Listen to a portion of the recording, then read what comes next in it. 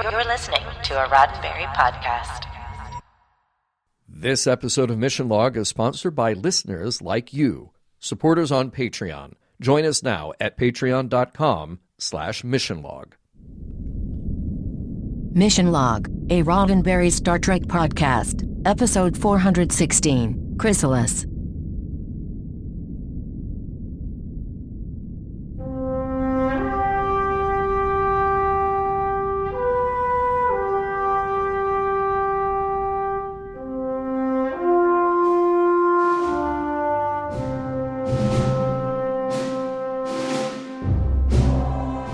Welcome into another episode of Mission Log, a Roddenberry Star Trek podcast. I'm Norman Lau.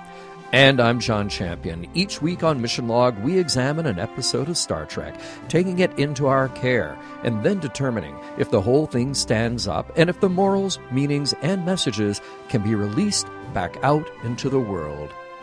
This week, Chrysalis, the one that reunites us with the characters from Statistical Probabilities in order to have Dr. Bashir do something very improbable, statistically speaking anyway. John will chime in with trivia in a moment, right after I tell all of you how to reach us. Mission Log is a conversation about Star Trek, and that's why I want to hear from you. Use Mission Log Pod to give us a like and a share on Facebook and Twitter. Then follow and rate us at Apple Podcasts to help others find the show. You can call us on Skype at Mission Log Pod or by dialing 323-522-5641. Send us an email at missionlog@roddenberry.com. And remember, we may use your comments on an upcoming episode of Mission Log. And now, here's John Champion with this week's trivia. With my very improbable trivia. No. Now we're on to Chrysalis. Different episode.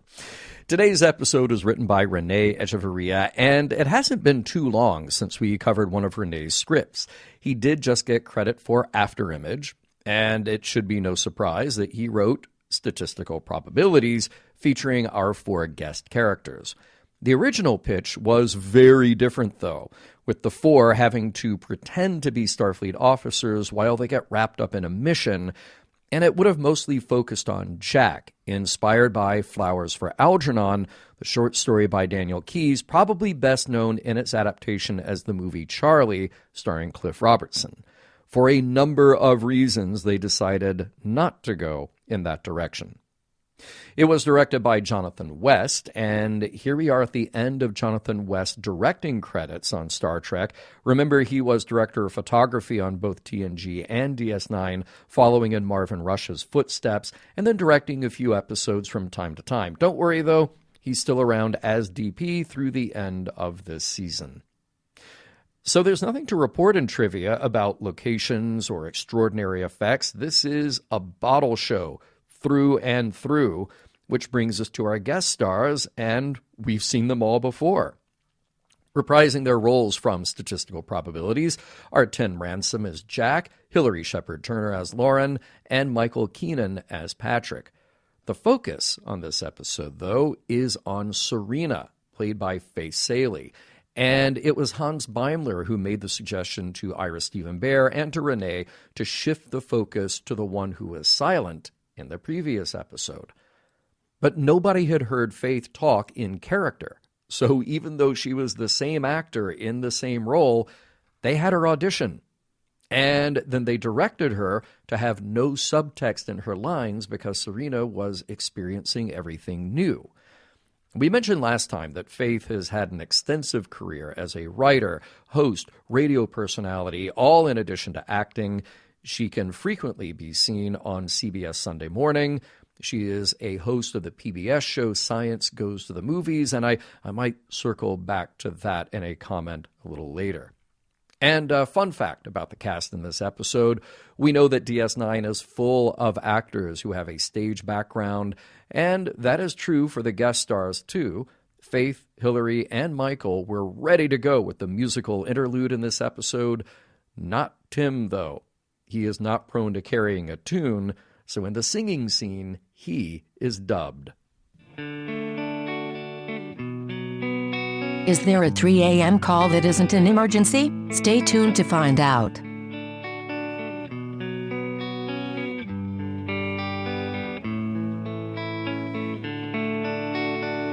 Prologue. or Dr. Bashir. All he wants to do is spend some quality time with his buddy, Chief Miles O'Brien. Miles has other things to do, though. Apparently his, hang on, I'm checking my notes. His family is on board, and he has plans with them? Okay. Kira and Odo are busy, too, and all of this leaves the Doctor to his own devices. Literally, he's in bed with a pad, working on a solution to a virus that he just can't crack. Then a call comes through from Nog that Admiral Patrick and his staff demand to see him now at 3 a.m. There is no Admiral Patrick. It's Patrick, Jack, and Lauren, 3 of the genetically altered humans who visited DS9 some months before, now posing as Starfleet officers, all in a bid to get their other companion, Sarina, into the care of Dr. Bashir. He might have a way to break her out of her catatonic state. Act 1. Captain Sisko is furious for a minute. Then he agrees to let Bashir carry out his work on Sarina and provide a place for everyone else to stay in a cargo hold. They really should stick around as Bashir makes his case. Imagine, though, the shock from isolation when suddenly she can hear and speak and see. Once he sets out to work, Bashir explains the problem to Chief O'Brien. Sarina's brain was enhanced to process information way faster than her senses can send them. She seems to be completely unreceptive. The tests he gave her show no sense at all. Her eyes react to light the dials detect it. She hears but cannot answer to your call. She's out of sync, and all he has to do is fire up some new synapses with this machine that simply won't do it. Not even the chief can break the laws of physics to make it happen. Cut to Jack, Lauren, and Patrick, who can and do because. Then you're going to need a montage of Dr. Bashir doing doctor things and looking very concerned over Sarina, hooked up to all kinds of medical equipment. Days pass, and like a young Friedrich von Frankenstein, Bashir is despondent, considering that his experiment has failed. He's sharing his disappointment with Esri at Quark's bar when who does he spy but Sarina, standing in the promenade, taking it all in. Then when he asks what she's looking at, she says, everything. Act 2. Sarina is new to speech, to hearing, to interacting, and it's all a little much for her to handle. But her highly advanced brain goes right to work. She understands the infirmary and Bashir's procedures as well as he does, and she's grateful for the work he's done. Time then to reintroduce Sarina to her companions. They are stunned. Here she is now, interacting, listening, talking. Some of her synaptic functions are still connecting, though. Speech is nearly there, but not quite. And tone is another thing. Jack, in a bit of an experiment, practices scales with the group to see how quickly Sarina can catch on, which she does, from tone-deaf to improvised harmonies in a matter of minutes. Bashir is amazed, too, and later he shares the good news with O'Brien. The chief, though, is a bit surly. He's just been waiting all evening for Bashir, who is supposed to hang out with him in the holosuite, but he's happy for Sarina and the doctor. Later that night, Bashir goes back to his quarters to find Sarina. She got in past his security code because she needed a place to go. She's scared, afraid that all the progress he's made could just go away and she'd be back to where she was. Bashir comforts her, though, saying that her future is now full of possibilities she never imagined, and with those words, she falls asleep in his arms. Act 3. The next morning, Sarina is awake early, reading Bashir's notes about that virus he was working on. Of course, she's figured out a solution for him in no time and kindly reassures him that he would have found it eventually. It's a little scene that is very domestic. Sarina sees Dr. Bashir off to work with a scone and a promise to see him later. Smiles all around. In a very different scene, Sarina's companions are in the cargo bay. Jack and Patrick are working on solving the big crunch when the universe collapses on itself. Lauren is staring lovingly at a picture of Nog. When Sarina joins them, though, she's less like them. They're talking about manipulating subspace, and her concerns are clearly somewhere else. The longer she spends with them, the quieter she gets, slipping into her old, silent role with the others. Dr. Bashir comes to the rescue with an invitation. How about joining him and his friends at Quark's bar later? And that invitation is just for her, not the others. Lauren gets it, and she's there to help out, with a little wardrobe and makeup magic to send Sarina off on her date. The transformation complete, Bashir and Sarina join Odo, Kira, Miles, and Ezri in the bar. Honestly, couldn't have gone better. She liked all of them and could size them up perfectly in a thoughtful and insightful way, of course. They liked her, too. And it's this realization that Sarina doesn't fit with her old friends anymore. She's adjusted after her procedure and won't be going back to the Institute with the other three. Bashir makes it easier by making an offer. She could stay here on DS9, and then he gives her a kiss. And another kiss. Act 4. Bashir breaks the news to Jack, Patrick, and Lauren. It goes about as one would expect, but the decision is final. They'll go back to the Institute, and she'll be staying on DS9, in her own quarters, just in case anyone dared to think this was about the Doctor's own desires. To take their minds off the rift, Bashir and Sarina play a little dabo, at which Sarina is a master. Quark interrupts them with each spin that he loses money. Sarina needs to leave, though. It's too distracting. Later, on the way back to her quarters, Bashir promises a quieter time ahead, just the two of them for dinner the next day, then maybe some time away. The deeper Bashir falls for Sarina, he shares his exuberance with Miles. The chief says maybe, just maybe, he's going too fast. And she's his patient, too. But Bashir has it all figured out. She's no longer in his care, and she's also the one woman who can possibly understand him, who shares some similar background where they can be honest. An unenthusiastic O'Brien says he's happy for both of them. That night, Bashir sets the table for a romantic dinner for two, but hours pass, and no Sarina. Fed up, he goes to her quarters and overrides the lock to find her sitting, silently, staring into space. Act 5. The Doctor doesn't know what happened. His procedure worked, but there's no response from Sarina. She's slipping further away in total silence. So he appeals to her companions. They're unwilling at first, but they agree to work with her for a while since they know her better than anyone else. They figure it out. Leaving the cargo bay, the three confront Bashir in his quarters. She can respond, but she won't. And they think it has to do with him. Her eyes can see, her ears can hear, her lips speak. All the time the needles flick and rock, no machine can give the kind of stimulation needed to remove her inner block. Bashir now goes directly to Sarina, begging that she let him know what's wrong. Look at her in the mirror dreaming. What is happening in her head? She breaks. It's fear. While he professes love, she doesn't understand her feelings and doesn't know how to be in his life. The next day, the other three have gone, and a despondent Bashir sits in the replimat where Miles approaches him. Sarina hasn't left yet, but will soon, and the Doctor is regretful about his actions. He pushed too much, too fast, didn't allow her room to grow. And he could have reversed every bit of progress she made only because he didn't put her needs above his own. Bashir does see Sarina off on the transport she's taking away from the station. She's off to somewhere to make a life for herself. They say they'll miss each other, and they have one last kiss before Sarina crosses the airlock and Bashir watches the shuttle depart. The end. So, John, let's start at the very beginning. That's a very good place to start. A very good place to start. Yeah. When you read, you begin with ABC, and when you break this episode down, you begin with observations. Yeah. So,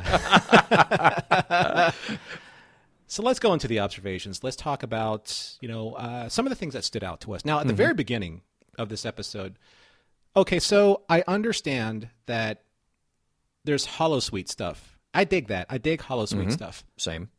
But you have to walk through the entire promenade with what you're wearing, like Kira and Odo were, to get to the holosuite, so kind of everybody knows what's going on with your business, like Bashir did. If they went in with uniforms, he'd be like, hey, what are you doing? And Odo could have been like, wow, we're just going to have a drink. Sure. It would just be like, but you don't drink. Yeah. And Kira's like, oh, don't be like that. But now they're like all in, oh, we're in Vicatire, so. Yeah. Yeah. So two thoughts on that. As you're saying it, I'm thinking that, clearly the holosuite could create whatever you want. And depending on what that simulation is that you're going into, I mean, it could be anything, and you are advertising to the world. But I also like to think that this is a future in which all things are acceptable. Like Odo could just decide to be Tuxedo Odo from here on out. Why not? He could still wear his badge.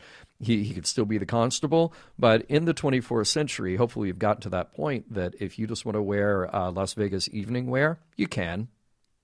He still didn't fix his bow tie, though. It kind of bugged me. Yeah, very true. Yeah. Anyway. I do have another question right off at the top of the show when we're talking about what's happening to our four friends who are genetically altered. Are we still keeping people in a cargo hold? Because, come on, are real quarters too good for them? DS9 is huge. Everybody's got quarters, all right? There's plenty of room. I still feel like we're doing this thing where we're just deciding to treat them as second-class citizens as opposed to maybe people who need some extra help or attention. And those are very different things, you know? Technically, Cisco treated them like second-class citizens. It was his idea. Well, and apparently Starfleet, too, because they're back at the institution, which nobody has ever said anything good about, you know? Right. But yeah, Cisco specifically. When all three of them, when Patrick and Jack and Lauren were all dressed in their Starfleet uniforms, I had a hard double take on Lauren because she looked like she could have been Terry's stand-in as Jadzia. Yeah, because she was wearing science. She was, right? She was, yeah. And that would be a good call because I think she was Terry's stand-in at some point. I might be wrong about that, but yeah, she definitely carried that off. Yeah. Mm-hmm. Really, really well, like double take. Well, yeah. Speaking of double take, let's talk about the line, I can't break the laws of physics. How much of a respectful nod could that have been to Scotty all the way back to the naked time when he's talking about restarting the cold engines from the Enterprise? I cannot break the laws of physics. I know. And I got to have 30 minutes. That was very nice. Oh, and I do, since you just referenced TOS, another TOS reference, in Trouble with the Tribbles, we had the longest bar fight in Star Trek history. I think now we have the longest musical sequence in Star Trek history. It didn't... maybe in subsequent viewings, I was used to it, so I was anticipating it. The first time I watched it, I kept thinking, like, is this the entire act? Is all of Act 2 just going to be this one musical sequence? Because, I get it. I get the point you're making, but my, oh my, this seems to be very long. Someone must have been a fan of Sound of Music in the writer's room. Right. That's all I have to say. Right. So, this is referencing Doe-a-Deer from The Sound of Music.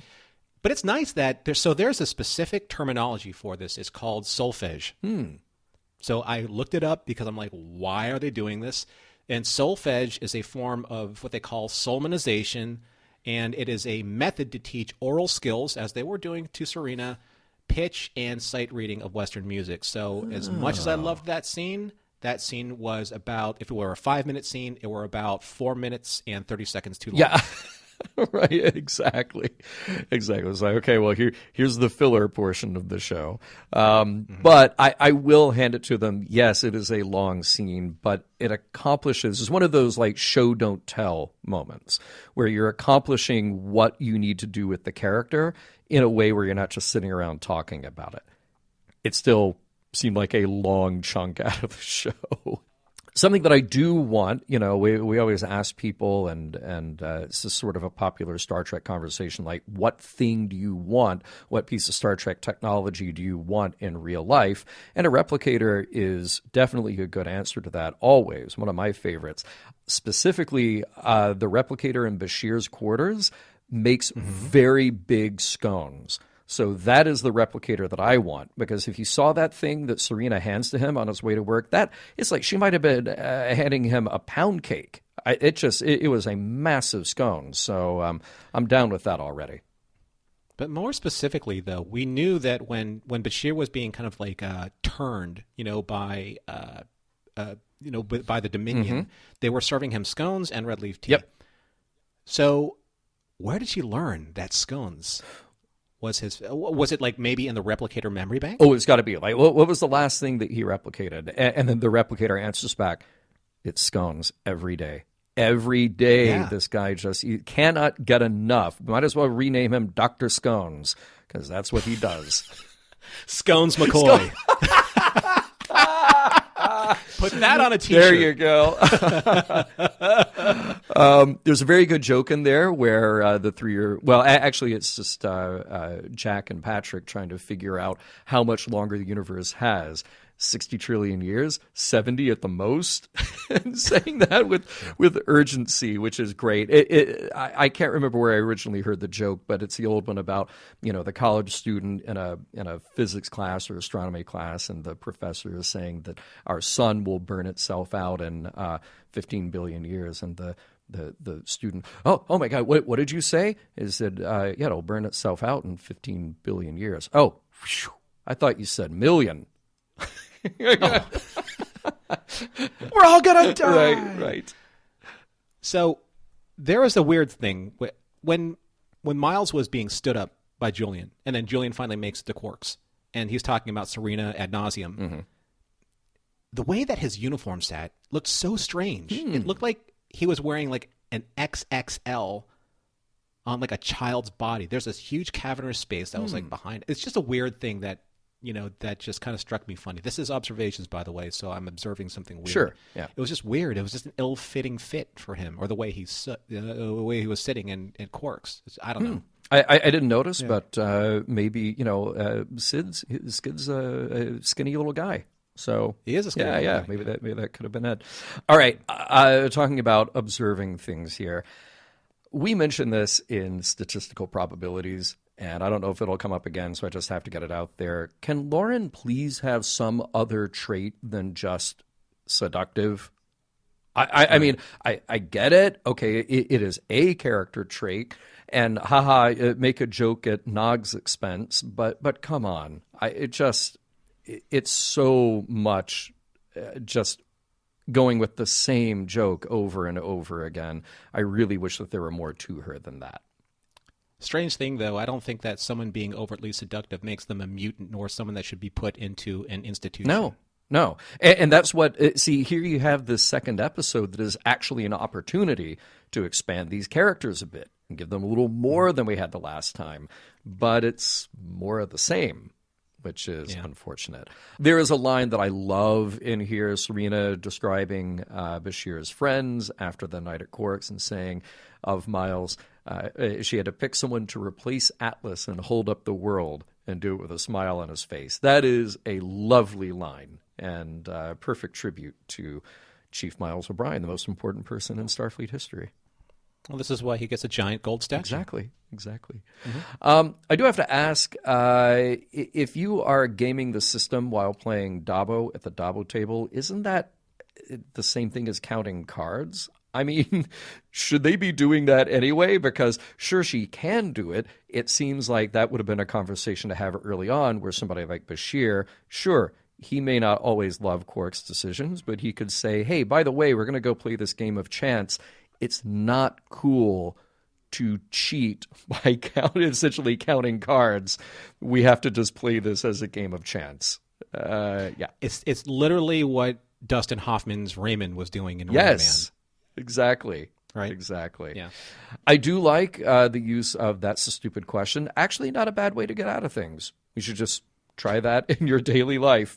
And so do you remember that episode in Seinfeld where George was like promoted and then someone said, all you need to do to just get out of any situation was just to look completely irritated and flustered? Yes. That's it. That is exactly it. That is perfect. That's how you handle like walking around like the corridors of power. Just look like you're supposed to be important. Yep. And just act completely irascible. Exactly. Right? It works every time. And you know that I can't let any food mention go unnoticed. So toward the end, there was a very important line that Miles says to Dr. Bashir, Keiko's making tempura. Okay, first of all, I bet the ventilation on DS9 will accommodate deep frying, but still, you have to be careful. It is a dangerous thing, so just make sure you take the appropriate precautions. Second of all, sure, Miles, sure. She's making tempura. Keiko's making tempura from whatever planet she's on with your kids. You, sir, are going home to Chester and a ration pack. Be real. Or at least be real than Keiko and Molly who aren't there. If they had done Do Re Mi, and then come back 5 minutes later to find them singing Bohemian Rhapsody, this might have been a better episode.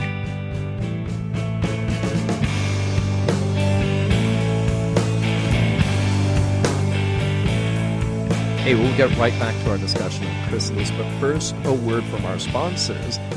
And that sponsor is you, our followers on Patreon. And Norman, I say it every time, I can't thank these people enough. It is humbling, it is touching, it is wonderful to see old names and new names join us on Patreon and then join us in the Mission Log Discord. When we started the Patreon Discord, the Patreon was around for a while, before I started Mission Log. But when we started the Patreon Discord, I was just hoping to get everyone just on board with just being there and kind of talking about topics that they liked. I had no idea.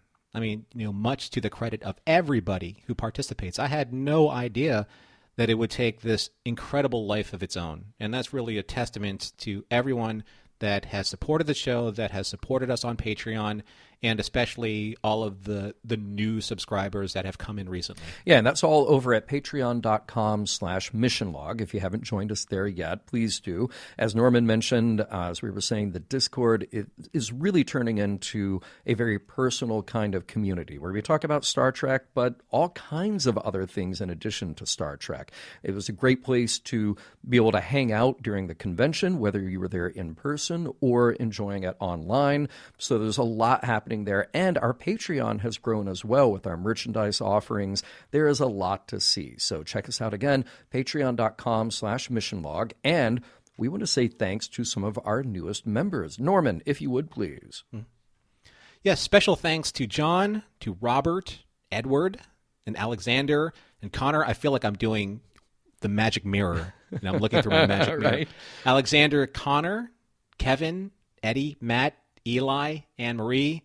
Alec, thank you so much for supporting the project. I don't know what else to say. I'm like, sometimes I'm just moved beyond humility. Yeah. It is great to see all of you there, and we look forward to chatting with you online. So again, any of you who have not joined us yet, please do so at patreon.com/missionlog.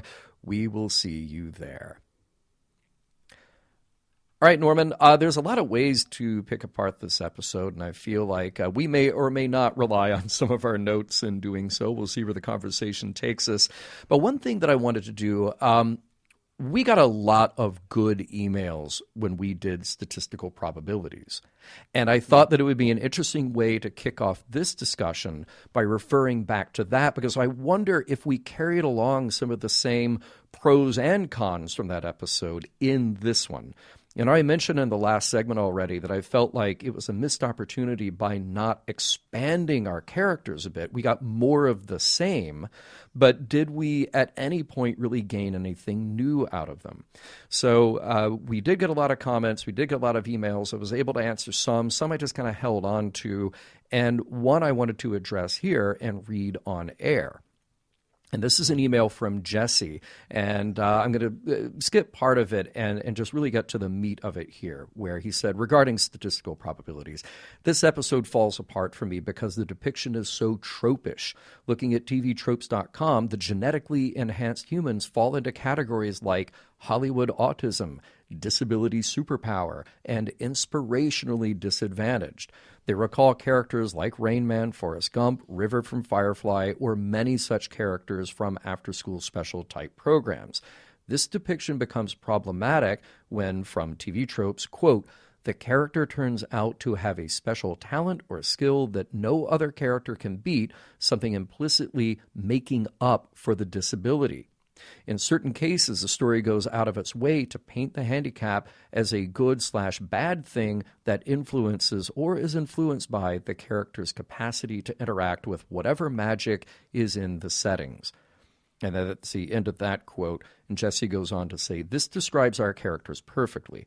Of course, the underlying message to this is that we should care for these people because they eventually will surprise us. And the us assumed to be neurotypical audience members with their unique perspective and talents. Not that we should care about them because, they're another human being and that should be enough regardless of their usefulness to us. I know that's not where you guys landed, but this type of message could be read from that episode, in my opinion. I thought that was so well said that I wanted to bring it up here because early in my notes for statistical probabilities, I wondered about going that direction. I thought, is this really a place that we should spend any or the majority of our efforts in picking that apart? But there were other things to discuss there, and that was a kind of a plot-driven episode, and we were concerned about Starfleet's treatment of these people and Bashir's treatment of these people, and it really comes back to how it reflects on Bashir. And Cisco, too, up to a point. And Cisco, yeah. But here they are now back again, and I wonder if we're just falling into the same trap. Are we making it any better, or are we making it worse by what happens in this episode? Because let's look at it. The characters themselves really haven't changed. Jack, Patrick, Lauren are the same. And we're not seeing growth there in any of them. So it's as if their institutional life is static. They go to this place where they're put on a shelf, they're watched over, and then their only interaction with anybody else in the real world is when they can escape. They literally have to, put on somebody else's uniform and lie to get away, which just seems inhumane. Then you had the very special case of Sarina. And I think we're going to really focus here on the ethics of what was going on there, because there's a lot to unpack with that. But with Sarina, whose decision was it that this is an okay thing to do? And how do we feel about the idea that she needs to be fixed? And once she is fixed, that she is then no longer able to theoretically be with her companions, who, as we state in the episode, are the ones who know her the best. There's a lot of disturbing stuff there. And there's a lot of disturbing stuff about still how we're treating people who are, to use the phrase in the letter, neuroatypical, making them this special case who are only worthy based on their usefulness in that moment. I think the disturbing thing is about this, John, is that what we're dealing with here with these three specific characters, let's talk about Jack and Patrick and Lauren, because they are kind of like this trio of characters, and you have Sarina off to the side. My issue with this episode and with statistical probabilities is that no one really made an attempt to try and treat them. Mm-hmm. But then you have Sarina. Sarina is this kind of like an anomaly here, because for some odd reason, as long as you're pretty enough and the end result of your treatment is going to normalize you, then you're worth spending time and resources into trying to rehabilitate. But how does that not work for Lauren? Because as far as we know, all Lauren's really guilty of is being a little sensual. Yeah. So, yes, Jack has his manicness. Patrick has his kind of like his withdrawnness. Yeah. But Lauren and Sarina, for all intents and purposes, I mean, even Sarina, before she's treated, Lauren is like the most normal, quote unquote, of all of them.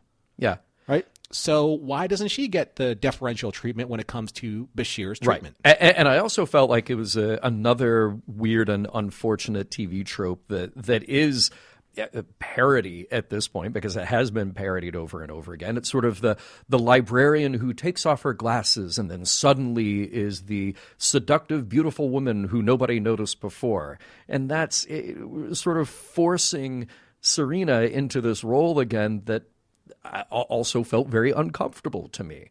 And I understand and I realize that this is a story told in 45 minutes. It is a story primarily about Bashir, and we're going to talk about how effectively or not effectively they did that.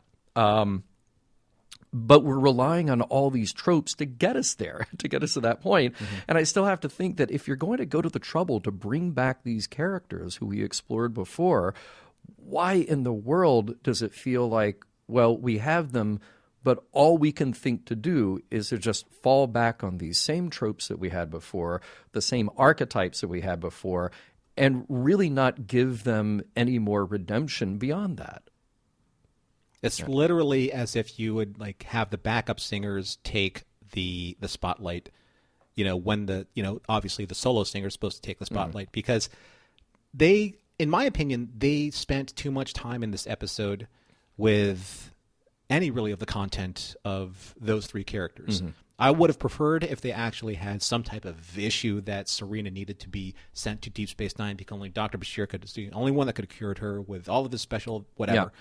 But they didn't do that, so we lose a lot of exposition, being able to really delve more deeply into, I think that's more the disturbing aspect of this episode. And for me especially, I texted you this, and I'll be completely honest with the listeners. Being the son of a doctor, I found Bashir's lack of ethics deplorable in this episode. Absolutely horrifying. Now, let me tell you why. I want to let you know the reasoning behind when that happened and how it happened. Because aside from one specific point in this episode, yes, he kind of skirted the justice of whether or not he should do this experiment on Sarina, whether or not it was going to be, successful. Mm-hmm. What happens if it wasn't? No one really wanted to talk about that. Yeah. So let's talk about the ethics here. Okay, so number one, treating her and devoting all the resources that you have to treat her during the war with the Dominion. Okay? Mm-hmm. So all of his waking time right now, except for that virus that he couldn't solve, all of his waking time right now is dedicated to curing her, as opposed to maybe spending that time trying to, I don't know, come up with an anticoagulant medication for the Jem'Hadar weapons that are still being used at this time. Sure. When Bashir said there are a few technical issues I have to work out about Sarina's treatment, and he says, but I still feel confident that I can iron them all out, Sisko says, you've put a lot of time in this, haven't you? That wasn't a question. That was an indictment. Yeah. Right? Exactly. And, it goes back, here's the story that we're missing, everything that leads up to this, which is exactly as you point out, how much time has he spent on this, and why is it his problem to solve? That we start off this whole idea with this bizarre kind of inappropriate obsession that Bashir has. Now, of course, we have seen examples of Bashir in the past working very hard to solve things he felt were unsolvable or that other people felt were unsolvable. And he pushes himself to the limit to do those things. But there are bigger concerns, and we may not necessarily like or agree with the conditions that these four are experiencing when they're off institutionalized by Starfleet.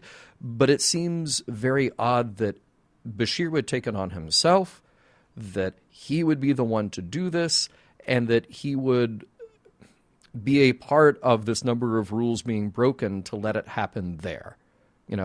Starting off on the right ethical foot, why he wasn't the one who got back in touch with the person who was their charge and say, hey, if we're going to do this, we need to do this together. We need to do it under the right conditions. But no, we just need a montage to fill that gap and let it happen. But there's also, as I mentioned, number one being the treatment of Sarina. Number two, letting Jack, Lauren, and Patrick completely reconfigure this specific neural probe to cure her. Again, talk about a huge scene missing here. Why in the world they would have access to it? Why in the world he would still decide to use it after they had done what they had done, that was one of the worst examples of waving the hands because it's TV and just saying, well, you just have to suspend your disbelief because now it happened. I would much rather that the writers had thought about another way to get around that problem. That's a Deus Ex Martini. Yes, it is. Yes. Yeah. But I think the most troubling thing, the third point here, and kind of like this cascade of events that brought me to why I have a terrible issue with this episode, is that he crossed the line of making a physical relationship with Sarina. He kissed her. She didn't kiss him. He kissed her, and not more than once, and created this relationship, fantastical or not, with her, his patient. Now, sure, he kind of threw out this excuse that so-and-so doctor is now under her care, so I don't have to worry about the ethics about that. Yes, you do. Yeah, that was just creating an excuse after the fact. Yeah. And I'll even take it a step prior to that. Not even the kiss. The first time I saw the scene that she's in his quarters and he comforts her by holding her and letting her fall asleep on his chest, that was a moment of seduction. I'm sorry, you didn't even need to get to the kiss because you already had that scene as well, and it felt uncomfortable. And what I would much rather have had happened would have been some build-up to where maybe her feelings are the ones that are complicated and out of place, and he actually has to ask himself, is it right for me to actually pursue something with her? Now, if we're going to give Bashir any sympathy at all for this situation, he actually makes an okay case for it by saying, she is the only person I've met who is like me, who I can relate to on that level. Okay, fine. You are probably right there. I get it. But at the same time, you have had enough practice in your professional service to know that you are crossing a huge line here. And if you're going to even entertain the thought of crossing that line, I think that other person, you needed to start there before you start with, as you point out, him kissing her, him imposing his desires on her. That's what made it incredibly uncomfortable. And now, a comprehensive list of everyone who should be looking askance at Julian, all of his fellow officers, Jake, Cork, Rom, Lita, Vic Fontaine, Garrick, Morn, the Klingon chef, the guy at the gymnastic stand, the other two. This has been a really interesting episode to talk about, but we're not done yet. No, wait, there's more. Because at the end of this episode, specifically at the end of our podcast, we take a look at what we discussed, and then we get into, does this episode hold up? In this case, the episode Chrysalis, does this hold up? And what are the morals, meanings, and messages that are contained therein? And I'm going to take a large, deep breath before I start, hold it, and see how John feels about, does this episode hold up for him? Okay, so I'm going to separate my thoughts here for these segments because I feel like when I talk about whether or not the episode holds up, I'm going to look at it as a story, as a production, because I think the ethical concerns and the personal motivations, that's something that really needs to come next. And we touched on that in the last segment. We'll wrap it up as we wrap up this segment. But right now, if we talk about this as a story and as a production, my biggest disappointment with the episode is you feel like everything that they're trying to cram into the story, that they're just missing the mark at every turn, that they had all these ideas floating around in the writer's room. Oh, we go this way, and we could affect Bashir this way, and we could have a medical thing that happens this way.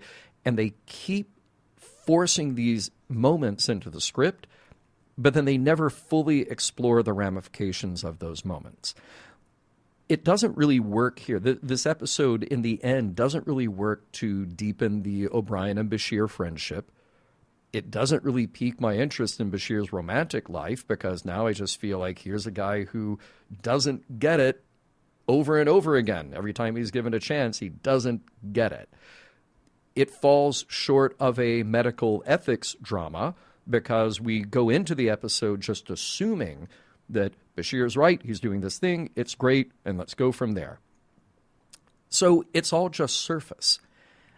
And there's an attempt here at something, but I feel like it's a strange diversion to take with this story and with these characters now.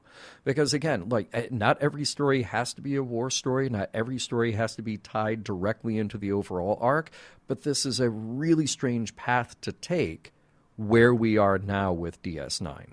And especially since Bashir is a character that we've sat with for nearly 7 years.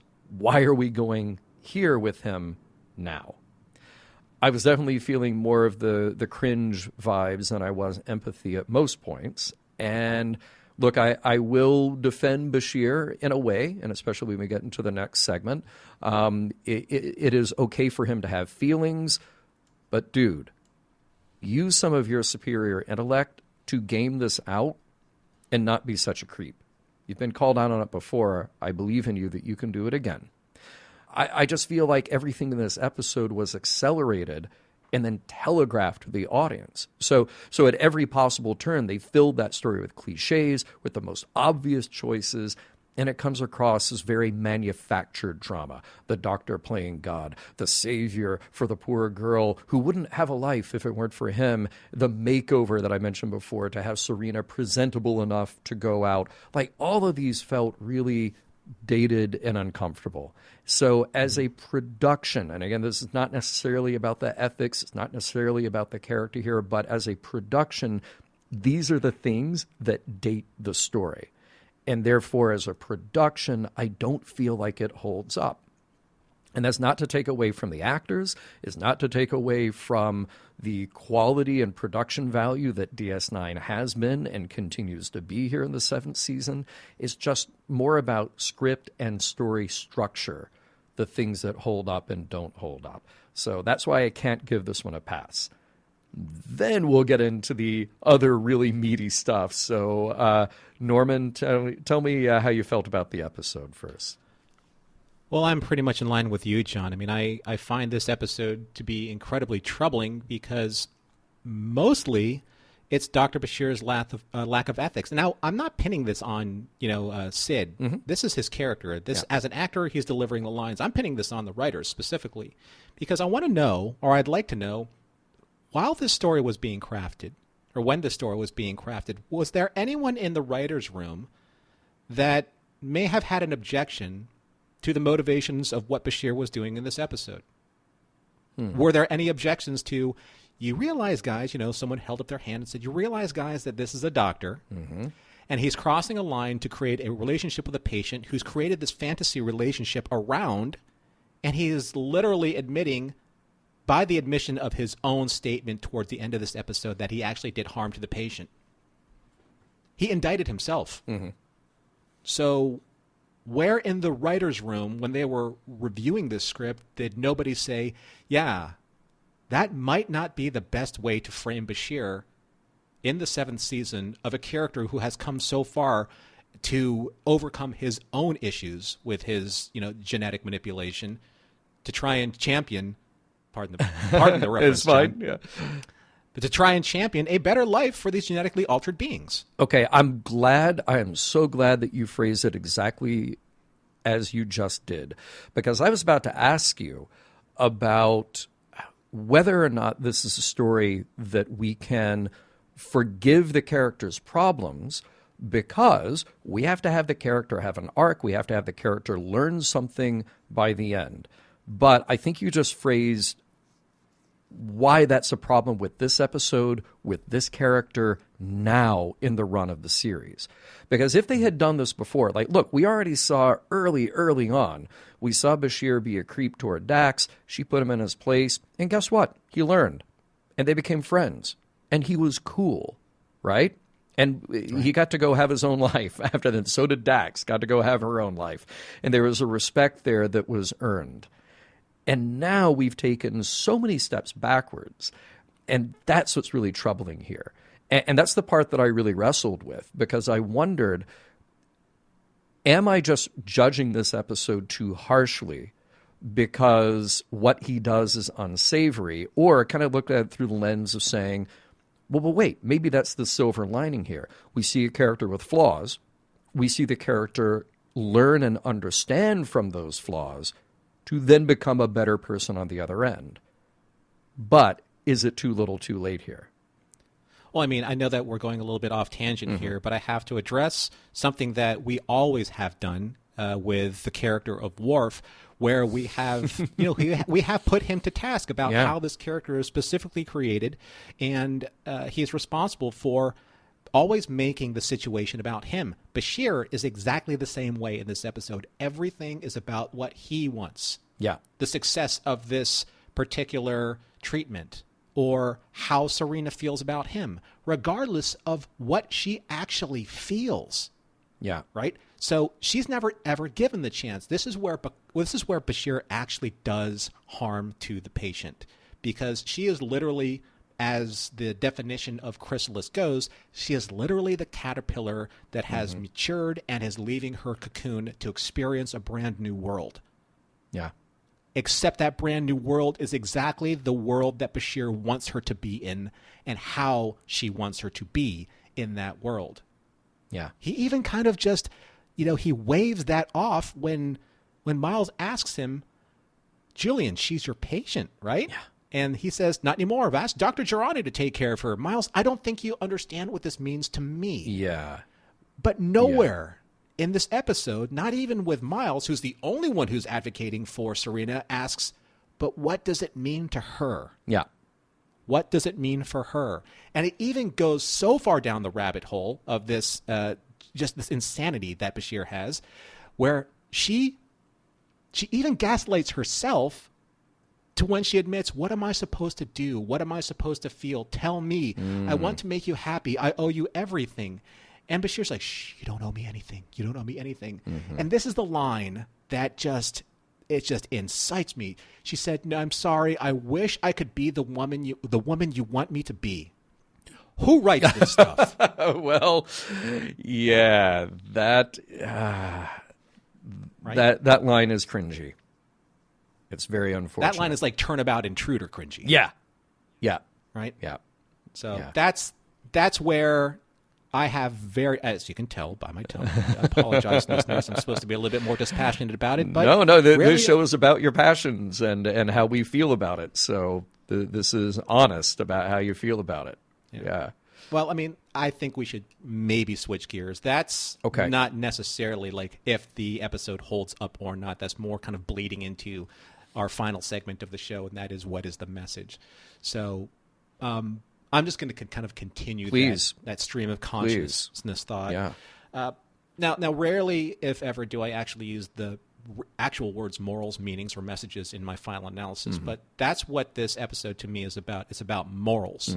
Right? It's about morals and ethics, or perhaps, if I may spin this or twist this in a way, it's the tragic lack thereof, and especially where Bashir is concerned. Now, I know that there are Bashir fans out there, and I know that you're fans, and that's great. You have every right to be a fan of whatever character that you want to be, but in this particular case, I will be hard on Bashir, and forgive me if I don't address him as Doctor. Okay, because for the meantime, the actions that he took in this episode are unbecoming of that title and of that profession.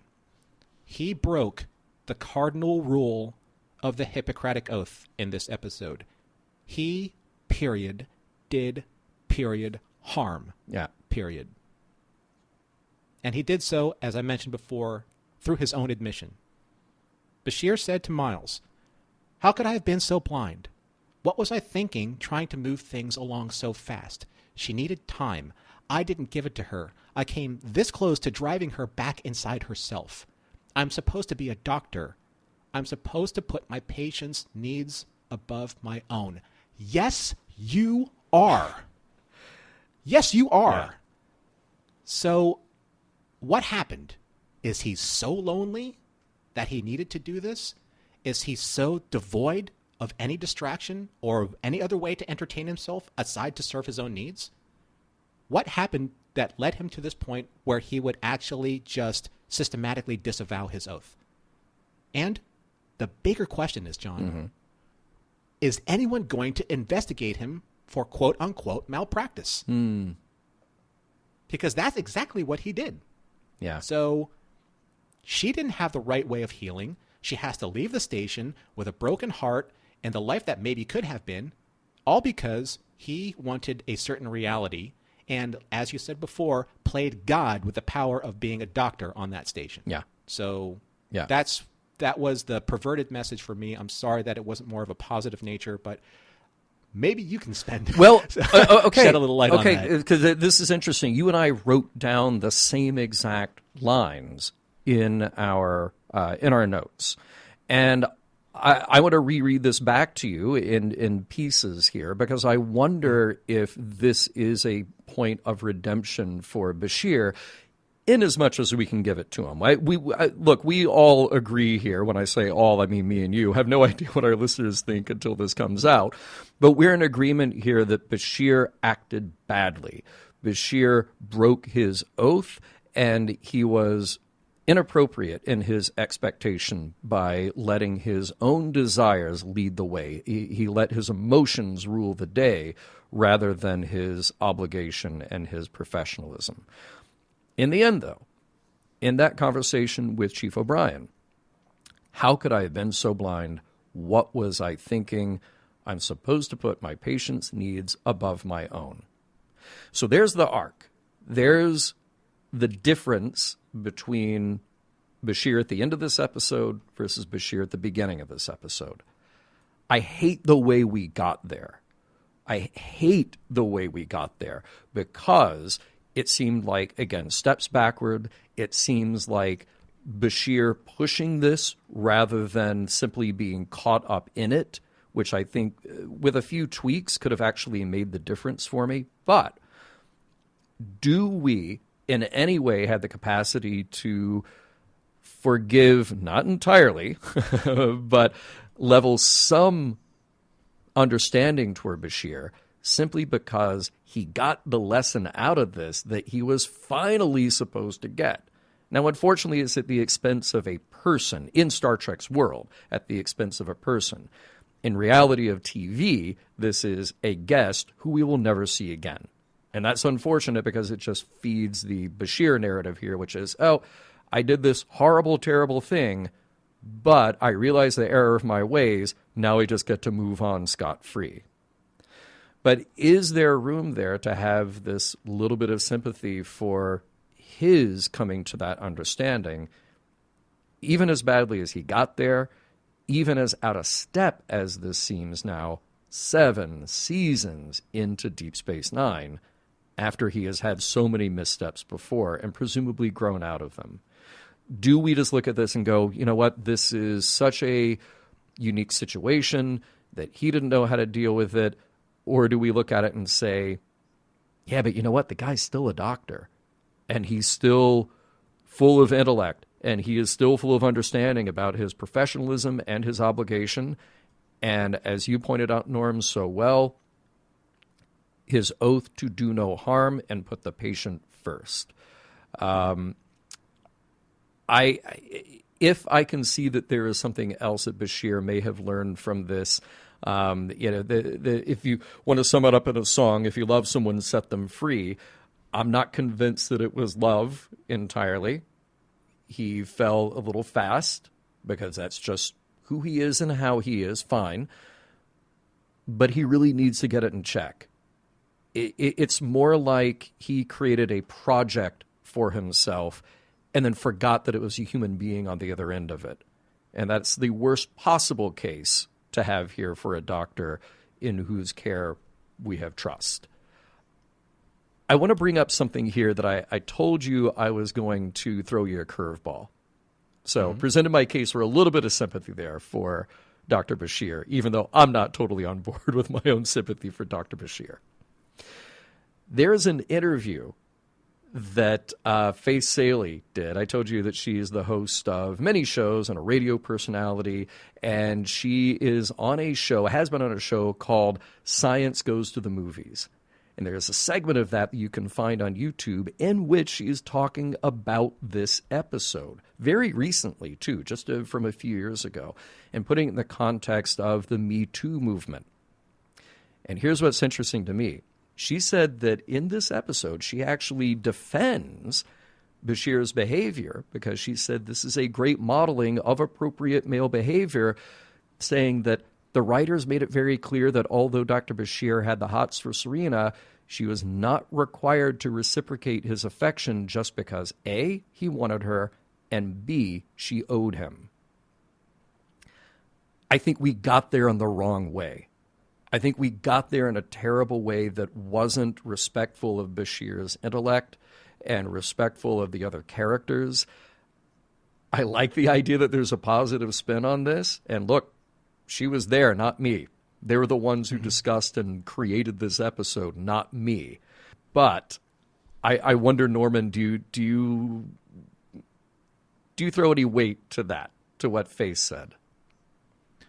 Well, I mean, that's definitely a very interesting way to add another layer to this argument. I think that the issue for me isn't whether or not Sarina felt a certain way. Mm. The issue is that Bashir should have never acted that way to begin with. Yeah. He is a doctor, and his admission of guilt to Miles, even though that may sound conciliatory, really should have been done in front of somebody of his own profession. Dax, another doctor, another colleague, somebody who can give him perspective. Because what's Miles going to say? Yeah, buddy, you messed up. Let's go have a beer. Yeah, right. That doesn't solve what Bashir is trying to maybe unburden himself of. He does feel the guilt of what he did. That's for sure. Yeah. Or he wouldn't have made that statement.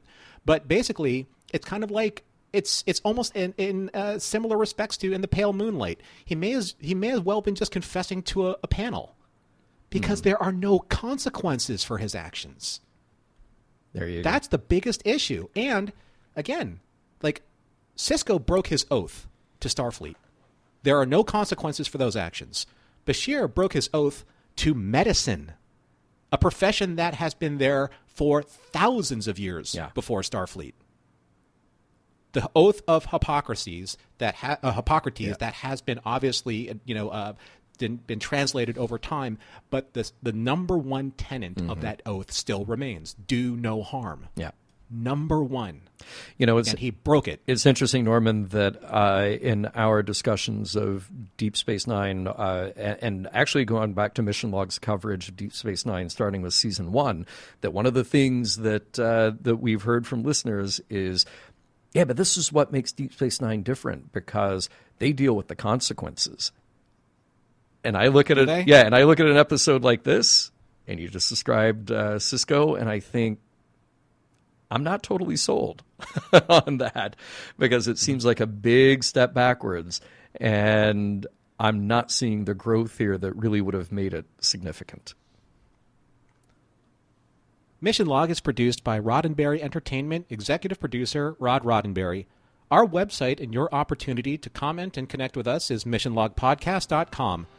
If you would like to support Mission Log directly, you can do so at patreon.com/missionlog. And for more Star Trek news and discussion, be sure to visit trekmovie.com. On the next Mission Log, treachery, faith, and the Great River.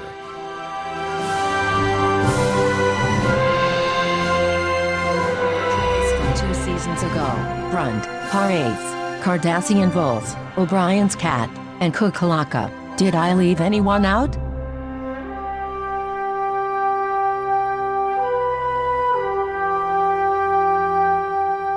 Some of the music for Mission Log provided by Warp 11, online at warp11.com.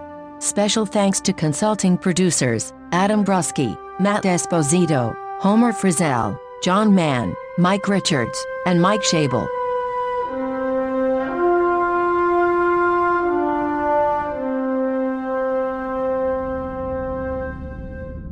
End transmission.